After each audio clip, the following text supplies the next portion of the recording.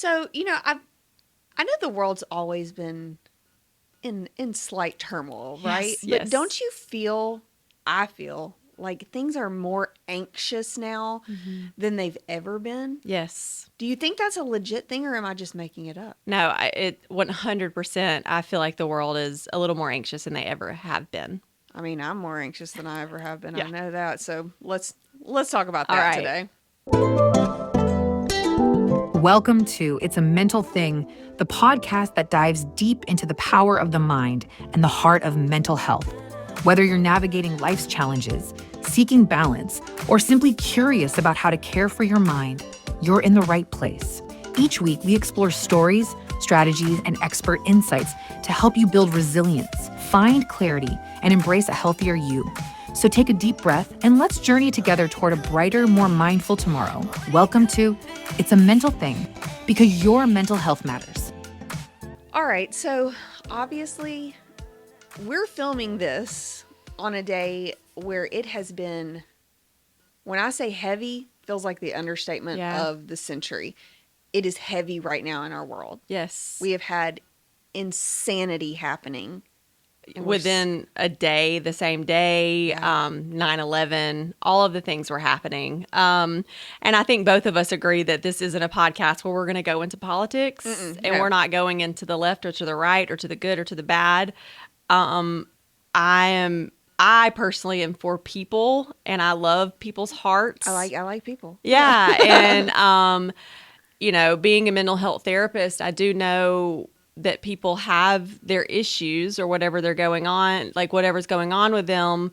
But there are some things I still cannot fathom that are happening in our world. And like you said, we're just coming on a week after some terrible things that have happened in our world. We've discussed a little bit of them.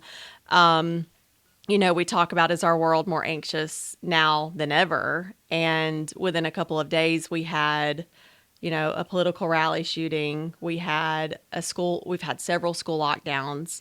We've had someone hurt on a subway.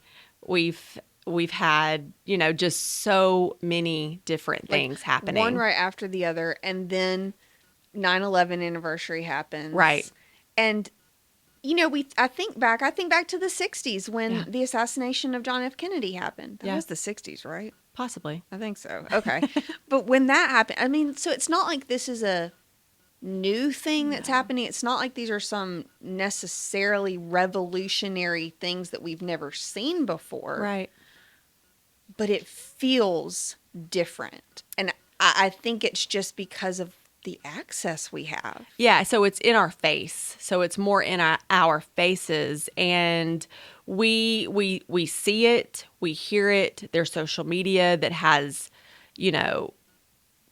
unfiltered footage that shouldn't be seen. Yeah. There is, the fact that people even video it. Back then, there's not a phone. There may be like a recording of a camera from the news, but people aren't posting it on and social platforms. Different angles of it. And it's unbelievable. Yeah. And so all of those things lead to an anxious world and anxious minds. And it's the uncertainty. It's the unknown of what's next in our world, especially, again, whether you're political or not. People lost their lives and people got hurt. People are now more scared than ever because we are having to wonder what to do next. Are we safe anywhere? Right. And that brings up an important topic of, what do we do now when our world is more anxious? And so I did write a couple of things down because my answer to that question is 100%. You think we are more anxious now than ever. Yeah. And it comes with different strategies. And some of those reasons are cultural. There are different things happening in different parts of the nation that maybe we would never know about. But if you're constantly watching the news, we're seeing it. There's economic crisis that people are talking about always. The prices are changing, financial reasons. Technology, that's a whole other ball game that we could Yeah. get into that makes our kids more anxious. Our kids know, like when we think of our young kids, they do not know a world without technology. They don't. You know, we know a world of where we're in third grade and we were playing the Oregon Trail on a big computer in computer class, and we grew up to know more about technology. We grew into young adults to know about social Right. media. Our kids today and the generation under us grew up with technology and all kinds of social platforms. And this 24-hour news cycle Yes. Yeah. that's never ending. Yeah, and you know, you have to learn what your triggers are, because for me, I'm not illiterate, but I'm not going to sit and watch the news, Yeah. especially if it's all negative. I will keep up with what's going on, so I'm aware, so I am educated on what's happening. But I cannot bring myself to sit and just watch it. I'm not someone who has it on my phone on my home screen to see what the next current event is, because unfortunately, it's never usually the positive stuff that they're posting. No, it's not. And then the next one is just kind of social outings that brings upon some anxiety Yeah. too, because is the social outing going to be a positive experience? Is it going to be a negative experience? We don't know. Is it a concert that something crazy happens and you don't know at the end? You know, you go out to these fun things thinking it's going to be a normal outing, and it may not be. Yeah. And those are the unknowns and the things that people want to be able to engage in and enjoy. And our world, we can't. It's really sad to me. It's sad that our kids are growing up in this. It's sad that we're having to grow up in this. Yeah. And I wish it was different, but the reality is it's not different. So then we have to put things in place to protect ourselves. Right. Right. And how we do that is knowing, one, the factual information. What are the facts here? What is something I can control or cannot control? Unfortunately, all the negative things and all the terrible things that have happened in just the last week are out of our control. Yeah. But it is the world we live in. So it affects us in an emotional way and in a scary way. But all we can really do is protect ourselves and what we know, to surround ourselves with safety, to make sure our kids feel safe, to make sure our families feel safe. That's all we can do. Yeah. But also recognizing that this is, unfortunately, the broken world we live in. You know what this makes me think of, that you brought up the control aspect of it. We don't have control. And I start thinking to myself, like, when something like this happens, like the assassination of Charlie Kirk happened, and Yeah. I felt like I needed to consume every piece of media from the second that we heard about it. My husband got an alert on his phone, Yeah. and I start immediately searching for stuff. Yeah. I came across the video of it happening. I watched it. I'll never be able to forget that, right? Right.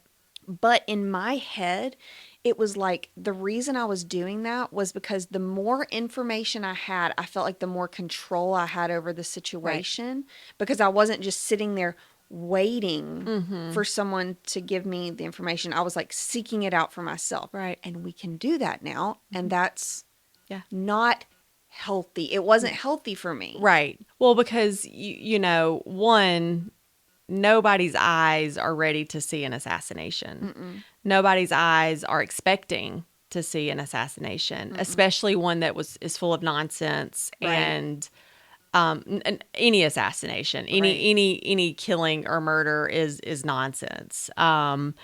You know, at the end of the day, left or right, political or not, Christian or not, someone lost their lives. Yeah. And we have to remember that someone lost a father, someone lost a husband, someone lost a respected man of Christ. Yeah. For what, you know? And so when we look at those things and we look up those things and we search those things and we want the answers, Because you have to. it gives that, Yes. it feels like it gives that control. But yet, you're giving yourself that anxiety Yeah. of, wait a minute, I still don't have control Yeah. of this situation, because guess what? It still happened. It's just a terrible cycle. Right. And then, the girl who was hurt on the subway Uh-huh. in North Carolina, I believe. think so. One of the Carolinas, she was sitting there minding her own business, and the man who attacked her had a diagnosis of schizophrenia and was unmedicated, and apparently had been in and out of jail.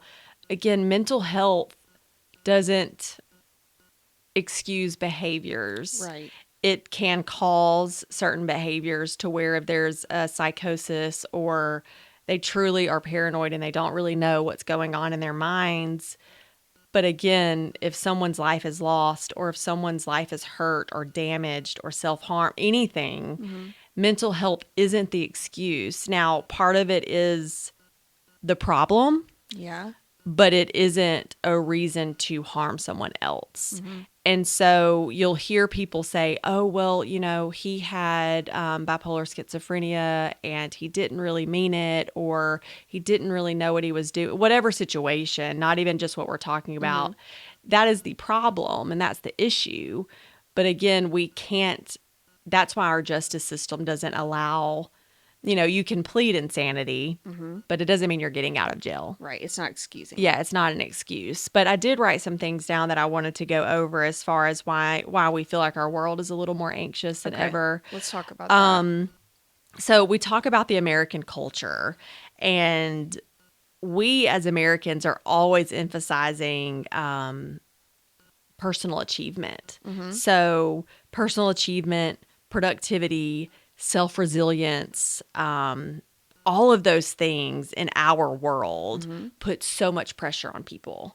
And when we're always asking people to level up, do your best, do better, do what you can, that creates what I like to call chronic stress. And so I totally see yeah, that. so like if our kids are always trying to be the best, and I tell people, listen, you can try your best, but you do not have to be the best. And so when we're told to be the best, do your best, always do, like when we're always putting that pressure on an adult, on a kid, on someone who's mentally ill, on someone who has a political view, and they feel that pressure, there's chronic stress within that person. Yep. And when chronic stress is going on in someone's brain, the chemicals in the brain are acting all Wonky. funky. Yeah. So things are happening. And that's another reason why America is in a place that we're in right now. Yeah. And we're always looking to be the best.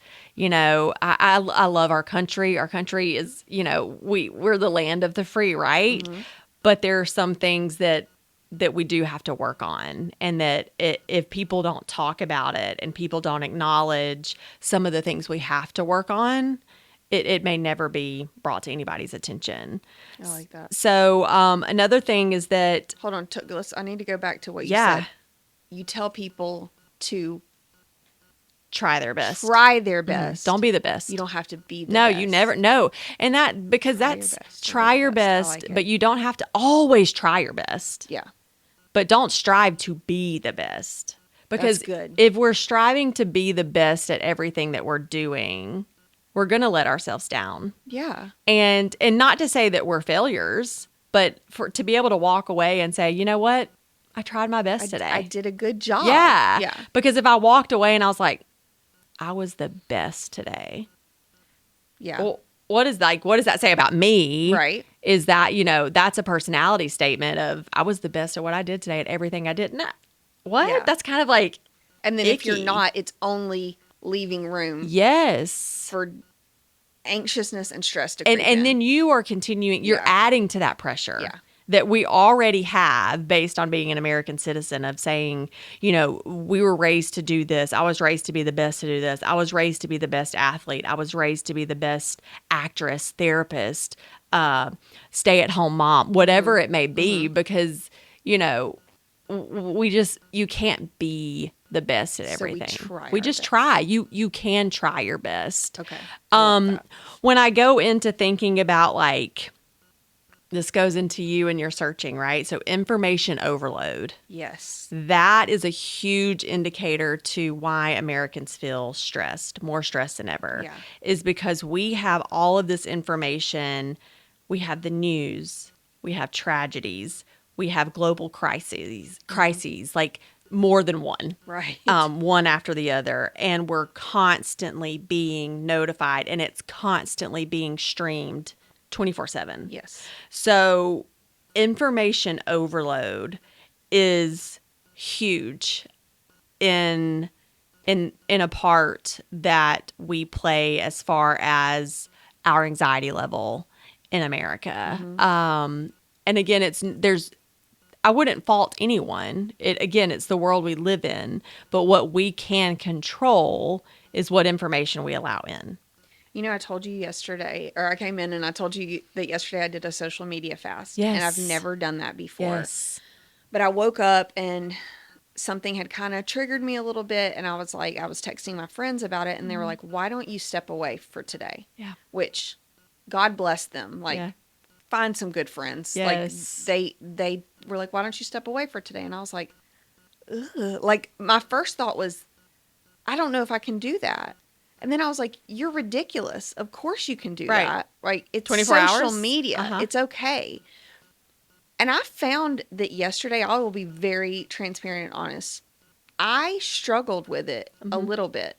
I felt a little out of control. Yeah. It was good for me. And I felt refreshed and I felt calmer in one sense, but also a little out of control in the other sense because we're so used to having that information at all times. All times it's in our pocket. Like when I say it's in our pocket, it's because if we Literally. wanted to Google something, Anything. pull it out, Google it, it's there. You searching up the Charlie Kirk thing, which was a huge tragedy for a lot of people. And not only did that happen, again, that happened, school shootings happened, lockdowns happened, the subway incident happened, all 9/11's anniversary happened. All of that happened within days of each other or the same day. Yeah. That is information overload. That is a tragedy after a tragedy. That is a crisis after a crisis. And we were overloaded with it. Everybody Yes. was. And, you know, if you want to choose, to me, no tragedy is higher than the other tragedy. A tragedy is a tragedy. All of it was. Yeah. All of it was a tragedy. And the fact that our schools and our kids now have to go and do more lockdown drills because we don't know what's going to happen. Right. Or we don't know what is safety and what is not safety, no matter what area you're in. You know, Charlie Kirk didn't go to this event at a college university thinking that would be it. No. And so everybody has to play their part in what we consume in our lives. And so information overload is a huge indicator of why our country is so anxious. I see it. And when you say, you know, you put your phone down for social media, and we have a saying when you're scrolling, what's the name of it called? Doom scrolling. Doom It's scrolling. true. Like, think of the Ugh. word though. Ugh. But like, why do we call it doom scrolling? Like, if we have to fast from it, it's a good thing because there is that refreshing moment of, oh, I don't know a thing that went on in the world. And again, I talked to you about, like, I'm not trying to be ignorant, but I don't know anything that happened today. But what if that's okay? And it was okay. Yeah. It was fine. And when I picked it up this morning and did scroll through a Yeah. little bit, I was like, eh. Yeah. I don't feel like I missed anything. Right, because Right? it's the same. So when we doom scroll and we say that, oh, what'd you do today? I just sat at work and doom scrolled. Doom is like a gloomy, scary word. That's Right. what it's supposed to be. But doom scrolling also means bored. Right. So we're bored and we're scrolling. We're just scrolling. Like I've told before, I'm a poster, I'm not a scroller. And the reason why is because if I continue to scroll, I'm either going to find myself in that comparison game or I'm going to find myself Yeah. in a place of reading an article that I don't want to read, Seeing a video seeing you a don't wanna video. see. Yeah. Yeah. I mean, America is more anxious now more than ever because of the things that are in our hands Yeah. and that are in our faces 24/7. The digital overstimulation causes us to have that limit of, we don't have the time of rest that we need. And so we don't have a true connection to our life. We're almost disconnected. Yeah. And so when we think of digital overstimulation, it still ties into informational overload, but that digital part of it is we're disconnected from work. We're disconnected from the reality of the world. We're disconnected from our families. We're disconnected from ourselves. And sometimes it's an escape, right? Like Yeah. when we Oh, have that, it's an 100%. escape and it's an avoidance tactic. But, you know, there's only a fair amount of that that's healthy. If I'm on my lunch break and I want to pull my phone up and watch a Netflix episode, that digital overstimulation is to help me kind of self-regulate before a next patient. If I find my phone and I start looking up, you know, what are the tragedies that happened this week? I'm not going to feel good after that. no. You know, my body is going to be... That's not self-regulating. No, my body's going to go into an alert of wanting to help. My body's going to want to go into an alert of how can I have control of the situation. Yes. So, informational overload, digital overstimulation, the comparison culture. We talked about this before. Platforms like Instagram, TikTok, Facebook, they... Some of it is meant for good. Most of it is not. Agree. But it truly, truly can make people feel totally inadequate. And they can feel left behind Yes. based on what is on a social media platform. Well, and that's kind of how I was feeling yesterday as I was doing my fast from social media. I felt like, what am I missing? Right. Like, who is posting something that I do need to see? And what are, Right. a little And bit of FOMO. but also, like, why does that matter? Like, when you deep down doesn't. think Yeah, about it, it doesn't. but we feel. It felt like that a little We bit. feel like, and like I tell patients, feelings and thoughts are nothing unless there's action to it. A feeling is what we brought into. I feel like I'm missing out. And if I were to turn that around and say, missing out on what? Yeah. Your response would be, well, like what Erica posted. What is she doing today? Nothing. It's The same fine. thing she did Yeah. yesterday. It's Like, fine. like Yeah. nothing. But that feeling is what makes us feel inadequate. It makes us feel like we're missing out. It makes us feel like we're left out. But social media, I have people call Facebook fake book. Yeah, it is. Because people will post what they want you to see. Yeah. And of course, I'm not for the whole, our teenagers, bless them, they love to cry on social media and they love to post themselves crying. And, that's for them. Sure, That's great. sure. Or adults can do it too. Sure. I'm not going to cry on social media, but I'm not going to pretend like I have had a great day Right. every day. I'm not going to pretend like if I'm happy and I feel like posting, I may post that. But there are certain things in my life that people don't have to know. Yeah. And I'm not going to make it my status for someone to see. I'm not going to ask someone their opinion Right. on social media. But other people feel different. And that's that comparison culture. So that's another part of it. And then the last part is that political difference that we talked about. So there are these big things are our American culture is we're always looking to be better and to be the best. We have that information overload. We have the comparison culture. We have digital overstimulation. And then we have political difference. So this division that has been created for years, political tension, racial issues, cultural clashes, all of those things create some sort of instability and a distrust Yes. that our culture and in America has, and outside of America, there's a distrust there. There is. And people feel like things are constantly like shifting and changing, and they are. But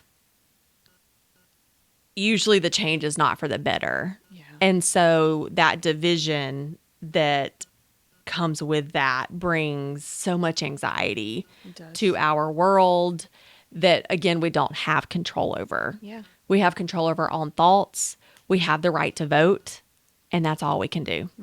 And like I said, I love people and I love life and I love, again, no matter what political party you're from, whatever cultural aspect you're from, whatever race you are, I love you. Like, I love people.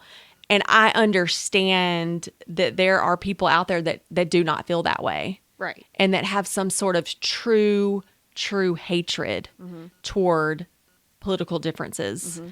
And I cannot speak to that. I cannot tell them they are right or wrong. But we are all human beings, no matter what side we are, no matter what color our skin is, Yeah. no matter what cultural effect we have from where we're from, how we live here in America, if we're from a different country. I care for people. And if America could get onto that platform of caring for people, Right. and not what's on social media, and not trying to be the best at everything they do, but just trying their best, Yeah. not feeling left out when social media doesn't go their way, not being mad at who politically is right or politically is wrong. But if we cared for people in general, a stranger, in a safe way, we want to be safe and we want to be lawful. But if we could get on a platform of caring for people and our world together, I think it would just change so much. I agree. And we're just not there. And I think this last week showed us that. Yeah. And it brought on so much more anxiety in a totally different way It did. for a lot of people. It did. And so I think, like we've talked about some things you can do here, take a break and love people well. But I think at the end of the day, it's just, do you feel like the world is more anxious? Yeah. It is. And it's okay. Like, Yeah.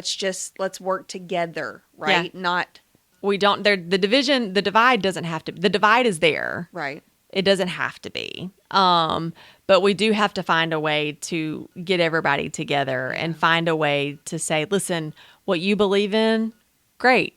Yeah. We can still be friends. Right. At the end of the day, that's really it. Right. I don't know how long that's going to take. Again, this is something that has been years and years and years of a division. Yeah. But at the end of the day, that's what it is you can like what you like. I can like what I like, but I can still like you as an individual. Absolutely. So yeah, we live in an anxious world and our world is broken. Our world is broken, and praise God we have amazing mental health therapists to help us through this Yeah. crazy, insane world. Yeah. And I do it's funny you mentioned that because I thought about this all week is when my patients come in this week, there's going to be lots of conversation and there's I going to be bet. lots of sadness. There's going to be a lot of confusion. Yeah. And again, I can't fix that for them, but I Right. can support them and I can love them and I can care for them in a way that they feel heard, they feel seen, and they feel understood, and that they can try their best when they leave here to be the best version of themselves Yeah. without trying to prove to anyone or any political party that they have to be a certain someone. Right. They just it's going to be an interesting week.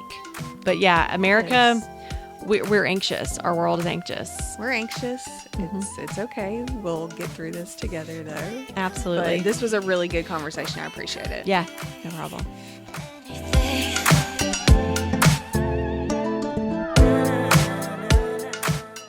Be sure to follow our podcast on your favorite platform or find us on YouTube.